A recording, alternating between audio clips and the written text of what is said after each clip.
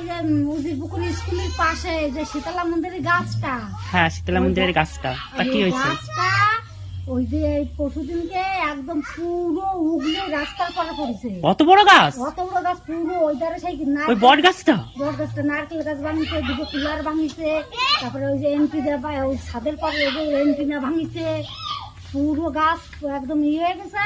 তারপর সেই গাছ আমি রাস্তার পথে না সরালে তো মানুষজন গাড়িগুলো কিচ্ছু যাতে পারবে না। অত বড় গাছ কি করে ভাঙলো? কালকে তো ঝড়টার কিছুই হয়নি। ওই তো উগলে গেছে পুরো, প্রথম তো উগলে ওই প্রথমটা একটু সাধারণ হাওয়া হয়েছে না, পুরো উগলে গেছিল একদম গাছের ওই ঘোড়া এরকম উপর দিকে ছিল। তা সবাই কি বলছে, কি হয়েছে? তারপরে সেই গাছ পুজো পুজোতে আধা এরকম কাটিয়ে ফেলাইছে, মানে আধা ভালো উঁচু হয়েছে, আধা কাটিয়ে ফেলেছে। অত বড় অতটা গাছ কাটিয়ে ফেলানির পরে গাছ আসতে নিজে সেই জায়গায় বসে এমনি এমনি এমনি আশ্চর্য ব্যাপার।